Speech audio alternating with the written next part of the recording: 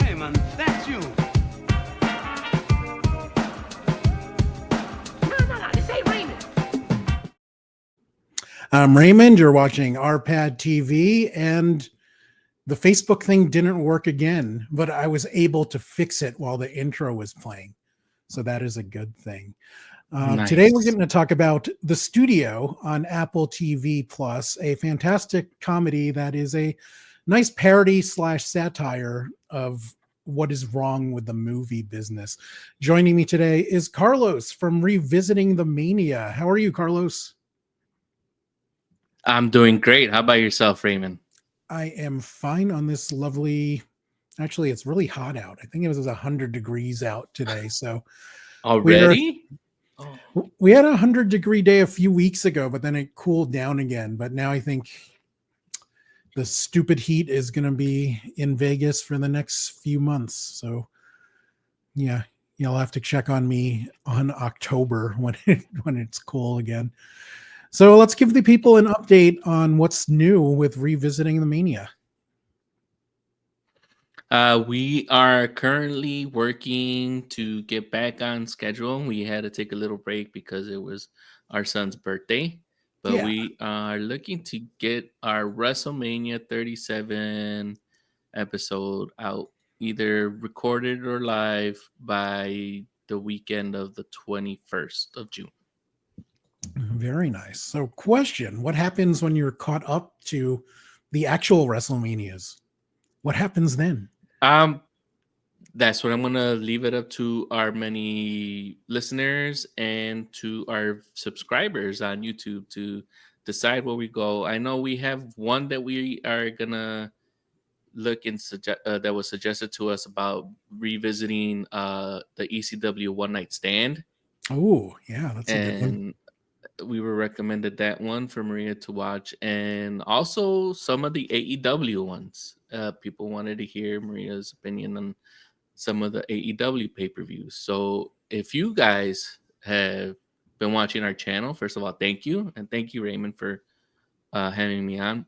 Give us a shout out on any of our socials. Raymond has them posted in the description, and let us know what you would like for me and my wife to review if you like our breakdowns of these matches.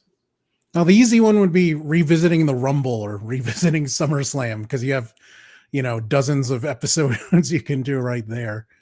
But yeah, ECW One Night Stand would be awesome, doing stuff like that. Or maybe wasn't there like a disaster NWA show in like Korea or something? I forget. There was some. This was back in like the closed circuit days. That's the Plane Ride from Hell one, right? No. I think that Plane Ride from Hell was Europe, wasn't it? I thought it was the Korea one too, where Ric Flair. That's what the name of the Dark Side of the Ring episode, I think it is. I don't know if that's the particular. So I'm thinking of Collision in Korea, which was a crossover between WCW and New Japan. So this sounds terrible because, first of all, it's in North Korea. So, I mean, wow. Yeah. Wrestling event in North Korea. That sounds like a wonderful, crazy topic right there. So let's kick off. If I could find it, I'll definitely do it. Oh, I'm sure it's online somewhere. Let's kick things off with our classic opening of our Blue Sky reviews. Go ahead with yours first, Carlos. Okay, my Blue Sky review is The Studio has a his team, whether he's ruining one-shots or trying. What up? You froze for a second, but now you're good. Oh, okay. All right. Whether he's ruining one-shots or trying to convince doctors that movies save lives, too, Seth Rogen does an outstanding job, and I can't wait for season 2. All fine points. I said, The Studio has been my favorite television surprise of 2025 so far. Similar to how the Larry Sanders Show poked fun at the TV industry, The Studio makes fun of the silly things TV execs say and do. Now, the Larry Sanders Show was one of the big influences on the studio, as was the movie The Player. The Player I liked okay. Larry Sanders Show is one of my favorite shows ever. I loved how it made fun of late night talk shows. I loved how some of the celebrities played exaggerations of themselves. It has one of my all-time favorite lines where Hank Kingsley goes up to Wu-Tang Clan and says, "Hey guys, where's a dirty old bitch?" And they're like, "Old dirty bastard." So I thought that was so funny. But yeah, I see more similarities, but with Larry Sanders, partially because I'm more familiar with Larry Sanders in general. Were you a fan of either The Player or Larry Sanders? I have never heard of The Player, but I did get to watch a couple of episodes of the Larry Sanders Show, because I was a fan of Gary Shandling. Yes, that was the first show I watched when we got HBO available in the house. So Gary Shandling was a show that I watched. Even though if you were to ask anyone, I wasn't really the right age. I should have been watching that show. Yeah. There was a lot of naughty programming on HBO at that time. So let's start off with what you liked best about the studio season 1, Carlos. I like all of the episodes had something in common, like the oneer. That episode was just mainly about getting the whole one shot. Yeah. And the next episode after that, the note, when we're trying to give the note to Ron Howard, and they were all basically telling you what the episode was going to be and whether you were able to pick up on that trope or not. So I like that part of it. And I like that even though Seth Rogen is the main character, he's not taking up all the screen time as far as his storylines. You still get to see a little bit of what Sal is doing, with Patty's doing, with Quinn, and I forget who else. But yeah, you get to see the rest of the cast too. It's not, even though it's mainly about Seth and him running the studio. The cast, it's an ensemble cast, and they all do their parts to make this hit show. To me, in my opinion. No, I completely agree. It's very much an ensemble cast, and not even just the leads. I love the cast from top to bottom, even the ones with smaller roles. If you look at Zoe Kravitz's team, her manager is played by David Krumholtz, I love that actor. I think he's really funny. He's been on. He's kind of in the Rogen sphere, or I think he was in Freaks and Geeks, but he's in that circle with like Franco and Rogen and those guys. The last thing I remember him from. Go ahead. No. What were you going to say? I was curious to where you recognize him from. I was going to say I remember him and Harold and Kumar Go to White Castle. Yes, he was in that. He was in that show with Bolivia Bunn. The Newsroom. He plays Will's therapist. I never made it through. Really? Oh wow. No, I just couldn't. That one was. I mean, you say it's maybe I'll go back to. Maybe that will be something I revisit later down the line. But I haven't had the opportunity to finish it past season 1. Yeah, I'm a big Aaron Sorkin fan, so I had to watch that one. But yeah, what I liked is that the studio wasn't afraid to make fun of the people that these guys are all making money from. So it's kind of like a biting the hand situation. It pokes fun at some real issues and some of the dumb decisions that studio executives make, but it doesn't go too far. So it balanced a fine line between making fun of things like the whole situation with Kool-Aid, on whether, casting a black guy as the Kool-Aid man was racist or not. Like, I've been in conversations like that where I'm watching like the higher ups discuss these things like, wait, is this racist? Do we have to be more sensitive to it? I'm like, oh my God, you guys are so dumb. But I love parody and satire in general, and I got my fill of it with this show. I was very, very happy about that. In terms of surprises, was there anything about the studio that you weren't expecting that surprised you? I didn't catch that. You were breaking up for me. Was there anything about the studio that surprised you? I think it was just the the way they were like not holding anything back, just like how you mentioned about the race thing, where they were casting Ice Cube as the voice of the Kool-Aid, and then they were saying that that could be a little bit racist, like you mentioned. So then they're like, well, they start consulting the makeup guy, Yeah, and then they consult two other people in the movie.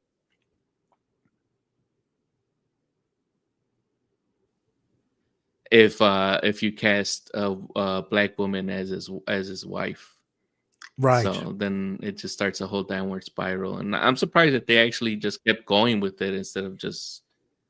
Sometimes you would get like maybe something cut off, or they'll pan away to something else and create a new problem, maybe so you wouldn't pay too much attention to it, and then it gets fixed later on in some type of narrative, or like, oh, I fixed it, this is what we ended up doing, and let's focus on this problem now. So but Right. I'm glad that they didn't shy away from it, they just steered into it and just kept going further and Yeah. further down the rabbit hole. I love the whole absurdity of it.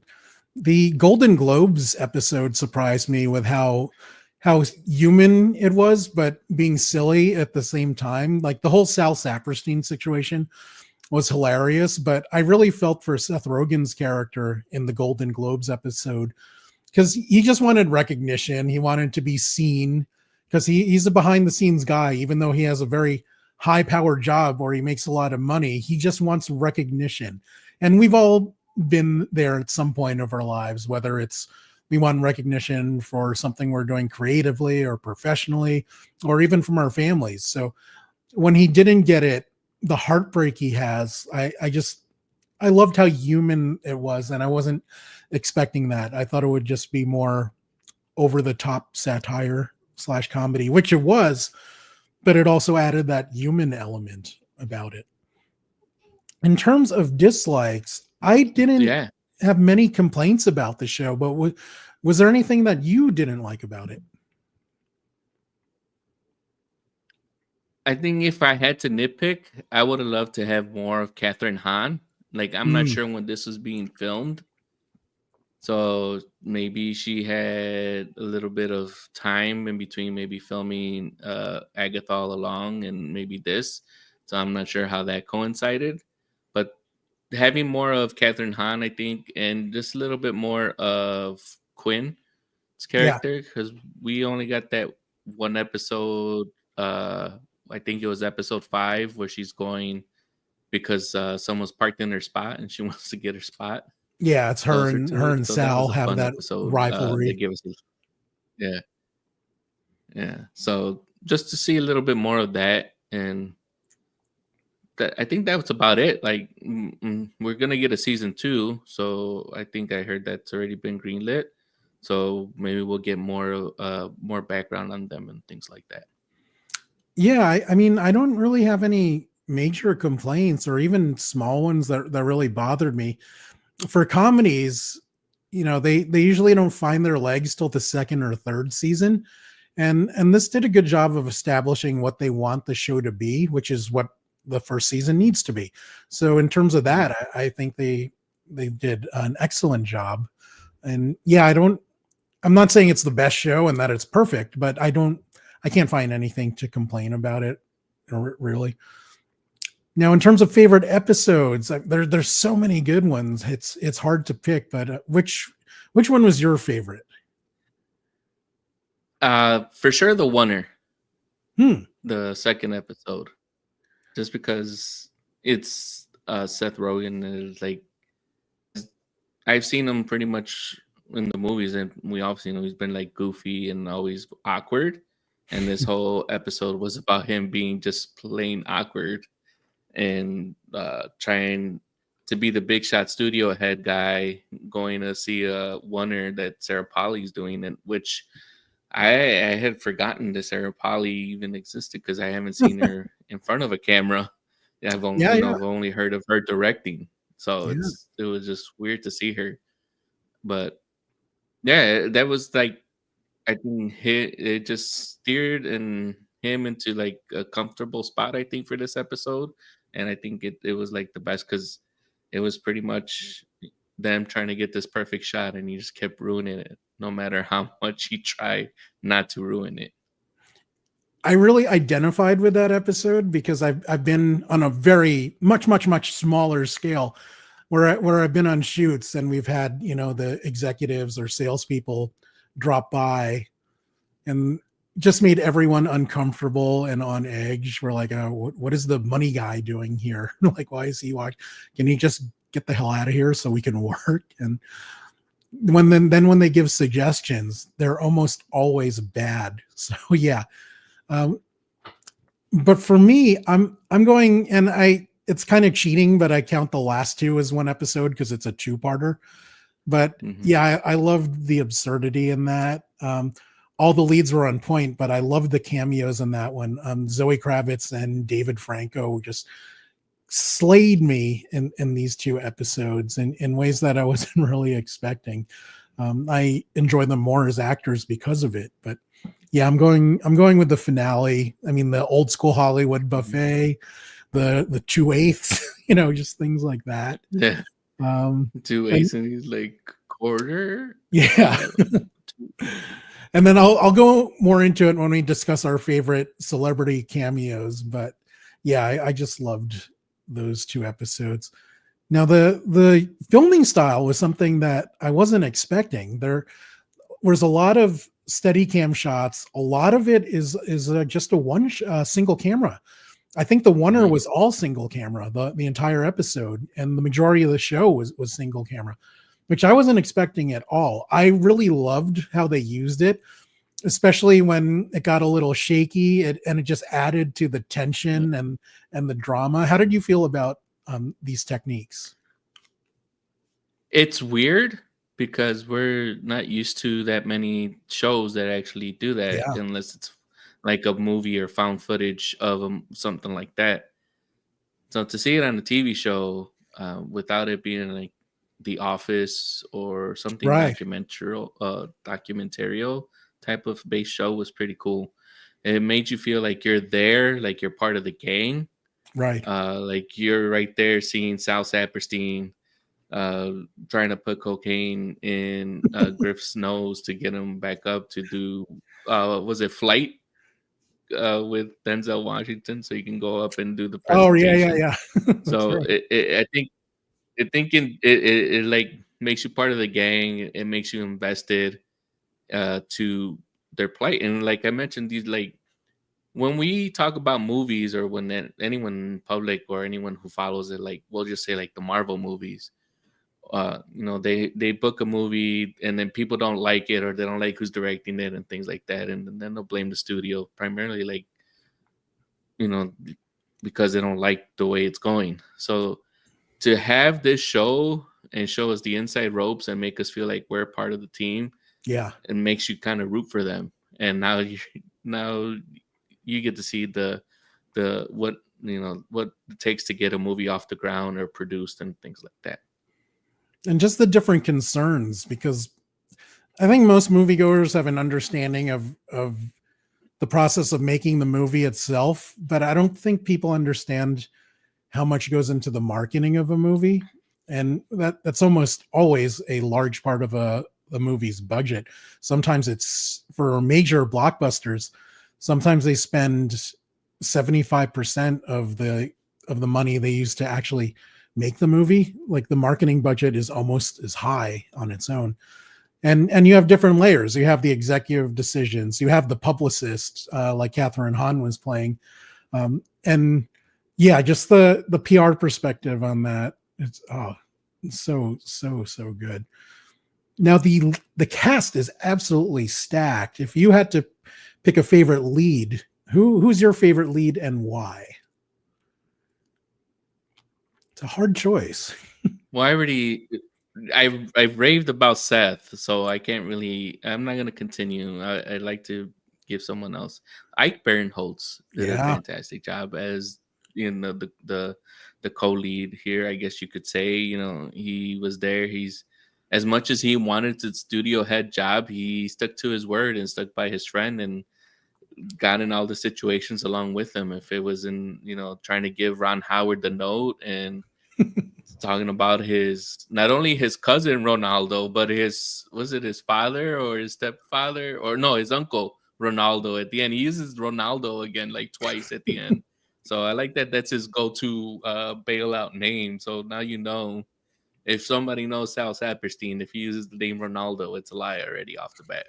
So Ronaldo Saperstein doesn't make sense to me, but yeah, I'm gonna have to go with Ike Barinholtz also. I've been a big fan of this guy since Mad TV. I've always wondered why, and I'm not saying he's had a bad career, but to me, he should have just been this massive comedy star, and he's had a lot of work. He's had a lot of good roles. I mean, I was watching the Brooklyn Nine-Nine episode where he plays Nikolaj's father. And yeah, he's had so many things like that. I just think he's hilarious. He's in that, what's that movie with with Seth Rogen's in the movie too, where they move next to Neighbors. Yeah, I thought he was hilarious in Neighbors. With Rose Byrne as his wife, or Seth Rogen's wife, and I forget the girl's name, but she's a voiceover actress. She was also in what was that show called? She appeared in Brooklyn Nine-Nine too. Yeah, but there was one in particular. Jenny. Is Jenny something? Yes. Wait, isn't it Carla Gallo? Jenny Wait. No, isn't it? That plays his wife. I think it is Carla Gallo. Get it. Yeah, she plays Ike Barinholtz. Okay. Because she's in a lot of those movies that they do. She was in Funny People. That whole Apatow sphere. She's been in a lot of those movies. She was in Get 'Em to the Greek.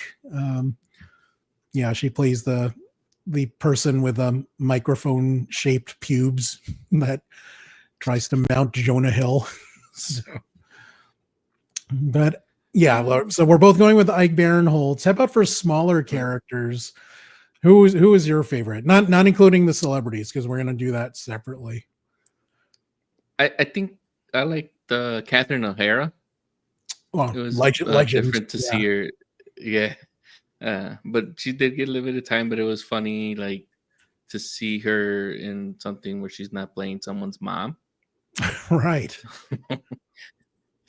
So that was fun to see for her to be by herself. And she actually, I guess you could say, she was kind of like the mom figure to Seth Rogen's character, but for sure, she had her own thing. And she met, like, in the first episode, she kind of plays him into getting that producer's job, and he's like, he keeps putting up like roadblocks or keeps denying or something, and then at the end she's like, non-exclusive. He's like, but no one's not. You can't do that to me, non-exclusive. All right, fine, we'll do it. So she knows what she's doing, like, as far as her character, and she did a good job in the little bit of moments that she had in the show. And I liked at the end how her character, she wanted to screw over Griffin for getting fired from the studio.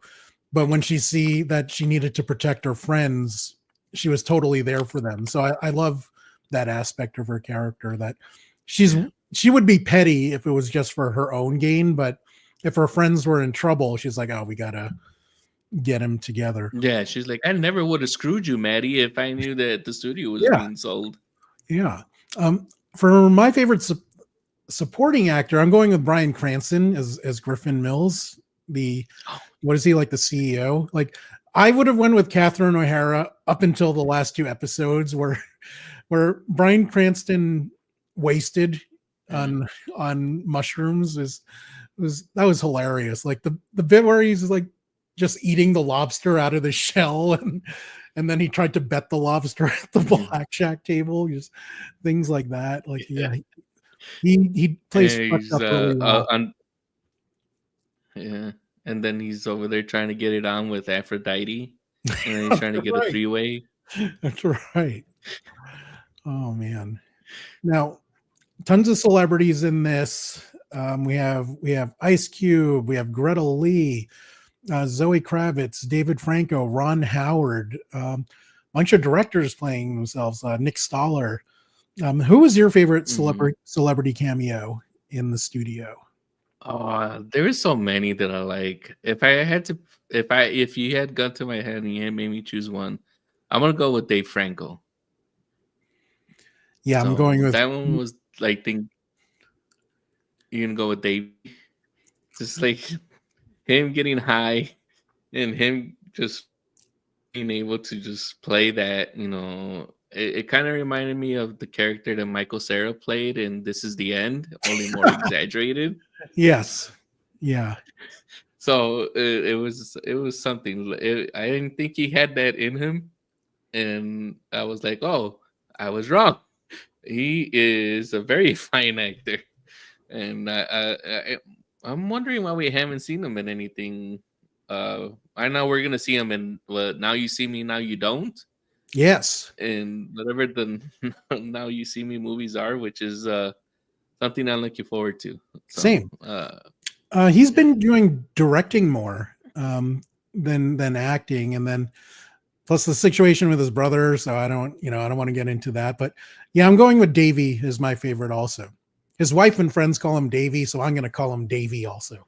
I don't know, just makes him a little goofier. But yeah, all the things he said, I loved how he was playing high and goofy, but I also love the conceit of him being able to count cards because of his magic. And now you see me, like that. He played that as a real thing and pulled it off. Like that, it's such an absurd thing. Like, yeah, I can actually do magic. I learned magic, and now you see me. So yeah, I'm going with Davey also. Although Ice Cube, I mean, there's so many. Ice Cube was Yeah, really and that good. was I thought you were gonna go with Ice Cube. That's what, like, let me go away from whatever Raymond might be thinking, and let me go with Dave Franco. We ended up being on the same level. Yeah, if it wasn't for like my top three would have been Ice Cube, Dave Franco, and Ron Howard.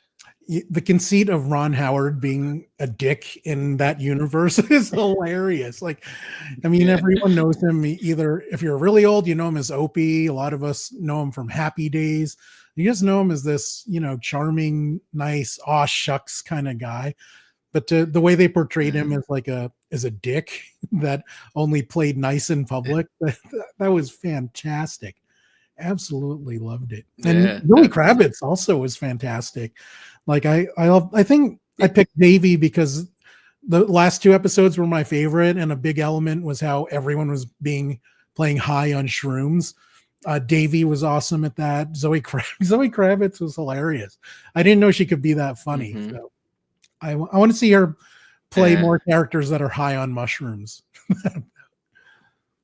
You might. We still we still have to have the premiere of Blackwing Blackwing, yes, and other movies that they have. yes. The Silver Lake. I would watch that. I'm a big Greta Lee fan. Yeah, there's a bunch of movies that I'd be interested in, like The Yeah, I'm like, why Silver don't they make Lake, these movies? Alphabet Yeah. City, Yes, yeah, yes.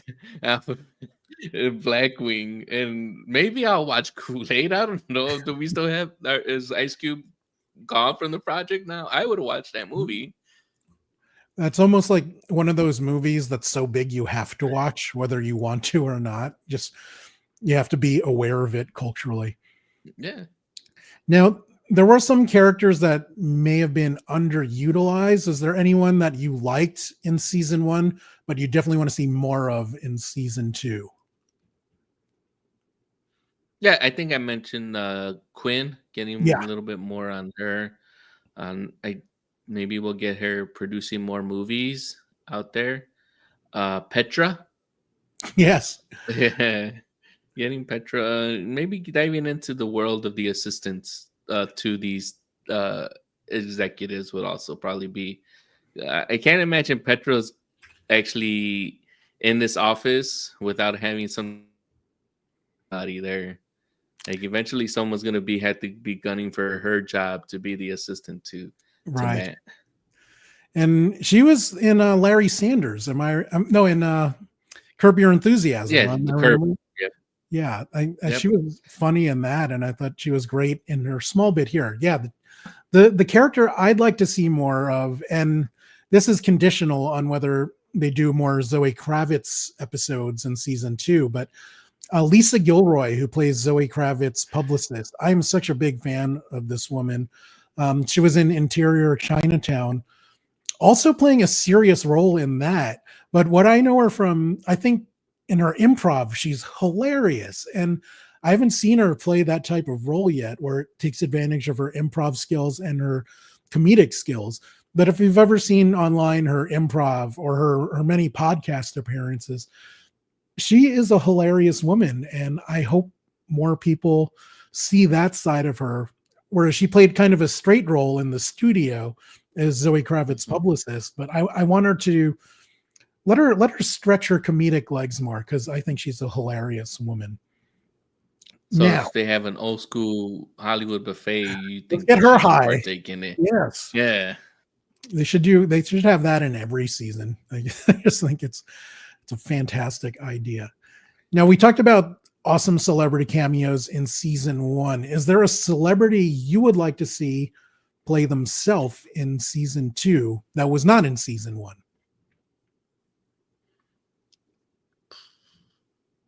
I think we would definitely. I'd like to see Michael Cera again. I haven't seen him like hang out with these guys in a while, so just to see him pop up and be like, "Hey, I'm here." See, do they continue him being a asshole like he was in This Is the End, or is he just like cool and even keel now? I love what after he slaps Rihanna's ass, say cheese, baby. I just love that line. Apparently, that's something he used to say in real, not after slapping asses, but that's just something he used to say. Funny, I'm going with his super bad co-star. I would like to see Jonah Hill play Ooh. himself, just to see like himself dealing with Seth Rogen. You know, I mean, we've seen these guys play themselves in This Is the End, but I want to see him play himself opposite Seth Rogen playing this character, because we know they already have great chemistry, but I want to see what happens when one is playing a character and one is playing an exaggerated version of themselves. I think hijinks could ensue. Yeah, definitely. Now, one of the big topics that they made fun of was the way studio executives deal with race issues, and they played that up to a hilarious degree with Kool-Aid. Is there anything that wait, I got the question wrong. Is there any topic that you'd like to see them cover in season 2 that is kind of sensitive but also can be made fun of? And I believe all things should be made fun of. The Personally. remakes, Oh, okay. like the real life, like if, and I don't know what's is it. Are we all assuming that this is kind of like a hyperbole of like Universal or a parody of Universal because it's called Continental, or am I the only one making that connection? I never thought of it that way, but that makes sense. But I think all studios do dumb things like this, so it could be anyone.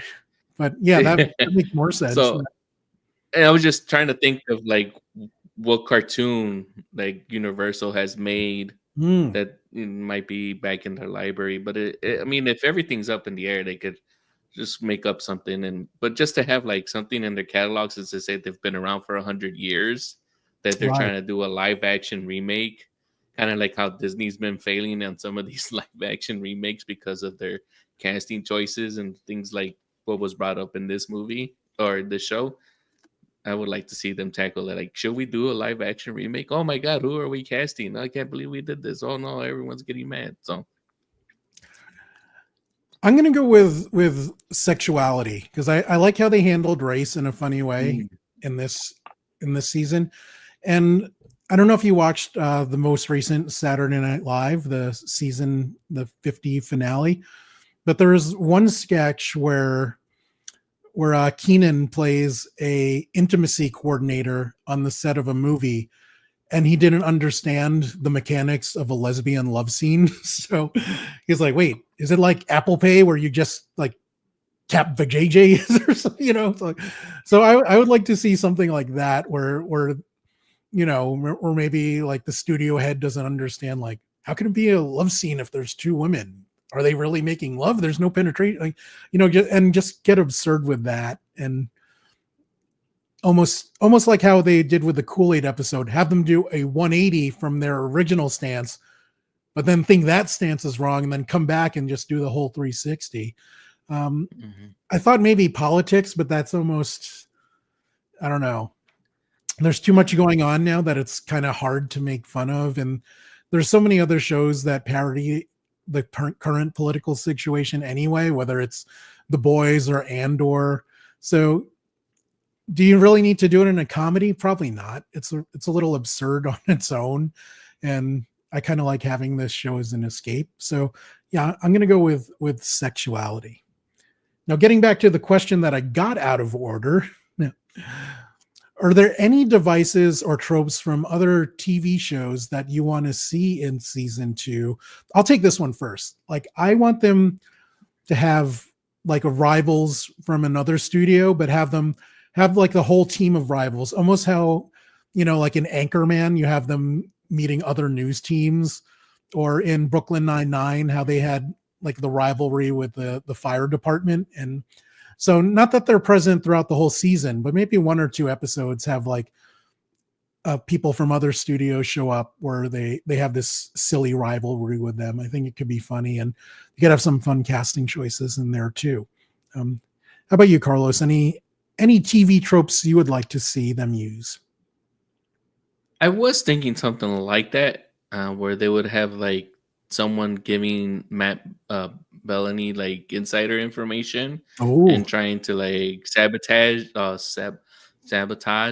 Matt and some of the vehicles that he wants to get off. Like if Kool-Aid does good and they're trying to think about doing Kool-Aid too, and they're like, no, they're getting all these leaks out, something like that, and it ends up being someone they know or something like that they probably ignored like along the way, or that Matt promised them something. And kind of like how we had the introduction with Matt and Quinn, and Matt gets the promotion and he tells Quinn she's gonna be executive, and she's like, you really meant that? It wasn't just a trick for me to keep, like Matt probably promised someone else, right, and that person just got forgotten, and that ends up being the mole or something like that. Right. In a way, it almost reminds me of some of the situations they did in Entourage, where they had rivalries with other talent agents, or maybe, they fired one agent and then he becomes a thorn in their side later. So that happens in the movie industry a lot. So there's a lot they could play with there. But if they do it in the studio way, I think they could do it in a way that's fresh and interesting. Let us close things out with this. Say you're trying to convince a friend to watch the studio. Why would you tell them to watch it? I would tell them to watch it because it's, if you're a fan of Seth Rogen and his type of delivery, his comedy, and like Baron Holtz, this show, like we mentioned before, not only shows you everything that it takes to make a movie from start to finish, but it also makes you care about the whole process of it being made, and it entertains you along the way by having some type of hijinks happen along the way to the staff. If you want to, like you mentioned, it's an escape. If you want something to help you escape, or if you just want something to laugh, because everything, like all the normal sitcoms, if you watch network TV, are off for the summer. All 10 episodes are out already, and now you have something to catch up on. If you haven't had Apple TV before, go get what is it, a 7-day or 14-day trial that they have now, or a month trial, whatever. Go buy an Apple Watch, go buy something, and you'll get a free trial from Apple. So yeah, go out and watch this show because I enjoy it. Raymond enjoys it. It's funny, and I can't say anything else. Yeah, I would say it's an absolutely loaded cast that skewers some of the dumb things that movie execs do. And it's just fun watching these guys play. I love the chemistry the cast has together. I think that's the best aspect of the show in general. Like it's truly an ensemble, and I can't wait to see what they do in season 2. So that is going to wrap it up for our thoughts on the studio season 1. Don't forget to check out Carlos's podcast, Revisiting the Mania. There is a direct link in the Facebook and YouTube subscriptions. Please like and subscribe if you enjoyed our show. We're actually doing 2 episodes next week. I'm going to be here on Tuesday with Chris Kramer and Ray Carcillo, where we're going to talk about what is games journalism in 2025. I have no idea, so I asked 2 people smarter than me. And then Thursday, Mac, Paul, and I will be playing a casting game where we use modern actors to recast Revenge of the Sith. Since it's, May the 4th, it's a big Star Wars month. So we wanted to play with that and hopefully do a recurring bit. I think we might do some of these recasting things in the future. It could be a fun bit. So let's see how it goes. Thanks for watching this episode of RPadTV. See you next time. Oh, and I'd like to thank Sal Saperstein. Bye.